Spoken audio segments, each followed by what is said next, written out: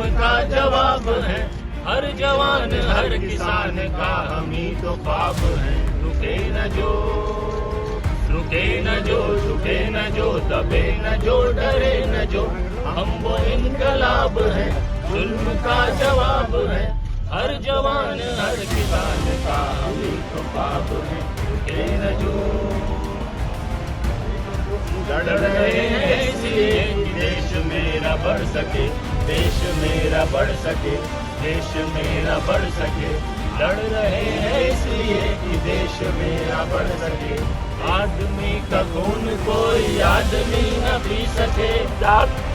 जो फिजिकल और मेडिकल कर लिया, 24 से 28 जिसको नौकरी नहीं मिलेगी, एक वो बख्श 7,000 से 12,000 ये लोग इंतजार कर रहा है कि कोई और नौकरी मिल जाए। तो जो 1 लाख से 13,000 जिसकी उम्र क्रॉस कर गई और 24 से 28, 23 के पहले ये 17 के बीच में कहते हैं और 23 आते आते खत्म, तो अनसिक्योर्ड लाइफ। हम यदि आपको किसी को बोलेंगे कि तुम 10 बजे 10 घंटा के बाद मर जाओगे, तुम तो पहले ही मर जाओगे।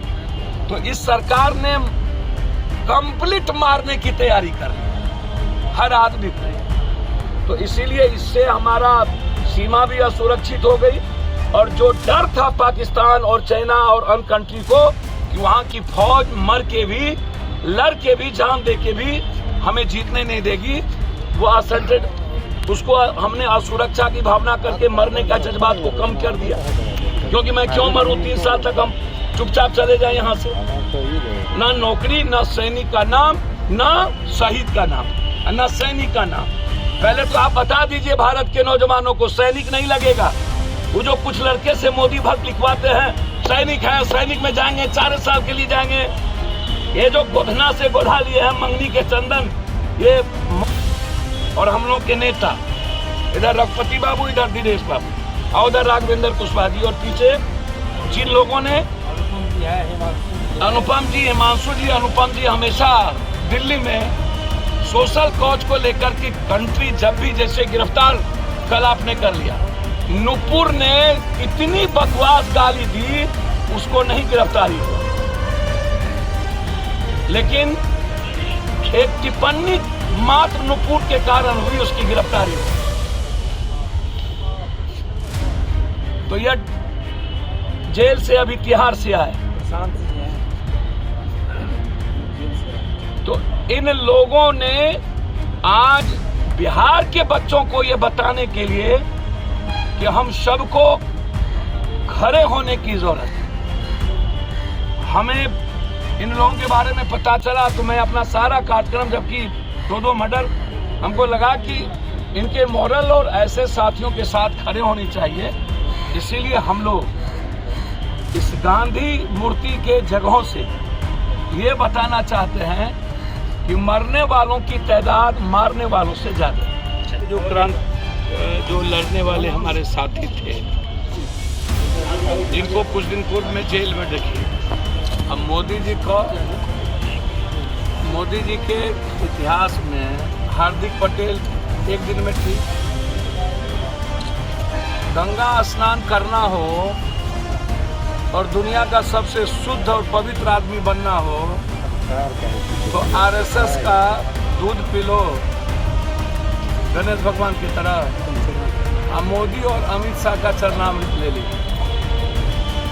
तो जैसे एक के दिन में सब केस वापस हो गया, पवार जी का, अजीत पवार का, वो दूध के धुएं हो गए। हार्दिक पटेल सबसे गंदा आदमी थे और एक के दिन में दुनिया के सबसे अच्छे आदमी हो गए। बंगाल में सब गंदा आदमी था, एक के दिन में सबसे अच्छा आदमी हो गया ममता दीदी को छोड़। तो इस कंट्री में वो उनके लिए, उनकी सत्ता के लिए और मोदी भक्त जो लोग हैं, आप इसको समझिए। आप पहले भी मैंने कई बार कहा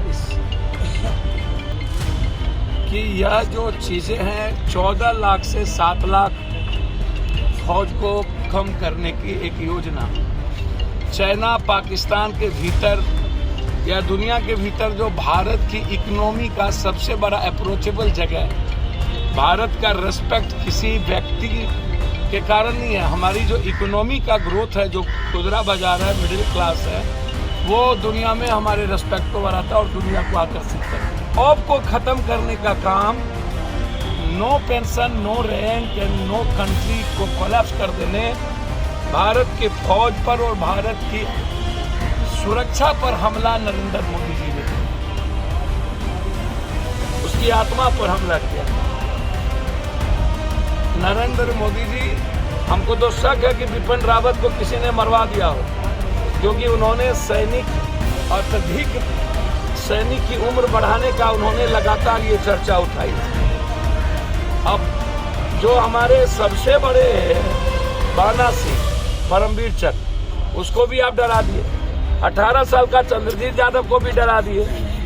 तो आप तो सबको खौफ और डर के साये में रखना चाहते हैं।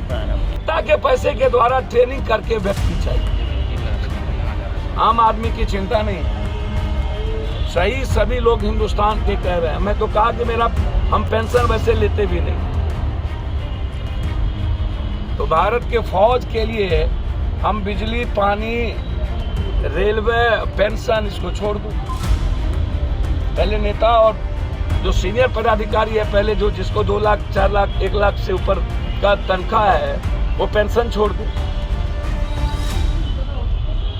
सर योजना जो फ्री स्कीम योजना है, पहले सुनिए सर, फ्री स्कीम योजना को समझने का प्रयास करो। उसको बंद कर दे भारत में प्राइम मिनिस्टर, और उसके पैसे का पेंशन फौज को दे। तो ये जो सत्ता, कुर्सी और पॉलिटिकल सिस्टम को जिंदा रखने के लिए हम कैसे आएंगे, एक तरफ चावल और 3 महीना पहले अनाज दे करके और सारी चीजों को बढ़ा देंगे, तो आप इसको समझने का प्रयास करिए। पद की स्कीम्स है, ये कोई नरेंद्र मोदी या अमित शाह की उपज नहीं है। अब अजीत डोभाल 77 में 17 साल वैसे ही अजीत डोभाल पैसा खा रहा है। उसको क्या जरूरत है 17 साल अधिक नौकरी करने की? ये नेता लोग 80 या 90%, 90 साल तक बाप का बेटा, बेटा का राजा का बेटा, राजा।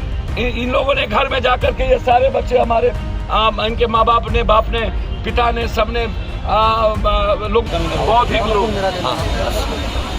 यह सरकार, भारत हो या राज, हमेशा से इस कंट्री में ऐसी प्रत्येक संस्थाओं को समाप्त करना चाहती है जो संस्था भारत की अर्थव्यवस्था, भारत की बौद्धिक व्यवस्था, भारत की सांस्कृतिक व्यवस्था, भारत की लोकतांत्रिक मूल्य और संवैधानिक